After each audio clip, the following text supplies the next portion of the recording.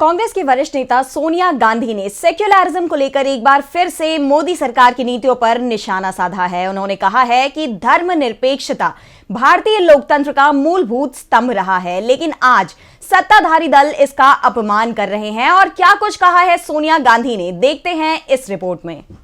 धर्मनिरपेक्षता को भारत के लोकतंत्र का मूलभूत स्तंभ बताते हुए कांग्रेस संसदीय दल की नेता सोनिया गांधी ने इस बात पर अफसोस जाहिर किया कि अब जो लोग सत्ता में बैठे हैं उनके लिए धर्मनिरपेक्ष शब्द की कोई कीमत ही नहीं रह गई है, जिसके परिणाम स्वरूप समाज में ध्रुवीकरण बढ़ रहा है।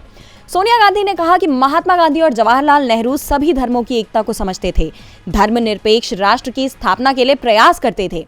सोनिया गांधी ने ये बातें मनोरमा ईयरबुक 2024 के लिए एक आर्टिकल में लिखी, जरिए लोकतंत्र को लेकर केंद्र पर निशाना साधा है। उन्होंने कहा है कि मोदी सरकार का कहना है वे लोकतंत्र के लिए प्रतिबद्ध है, लेकिन वे इसके साथ ही लोकतंत्र के सुरक्षा उपाय को कमजोर कर रहे हैं।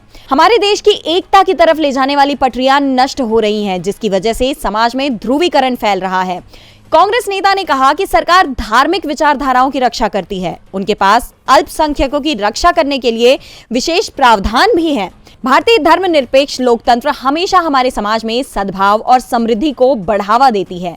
लोकतंत्र में सरकार बहुमत से बनती है। अगर बहुसंख्यक लोग किसी बात से सहमत हों तो क्या बाकी लोगों पर हमेशा उनकी राय थोपी जाती रहेगी? अगर किसी छोटे समूह के हितों का ध्यान नहीं रखा जाएगा तो क्या होगा? क्या होगा अगर अस्थायी बहुमत वाली सरकार ऐसे फैसले लेने लगे जिनका भविष्य पर दूरगामी असर होगा?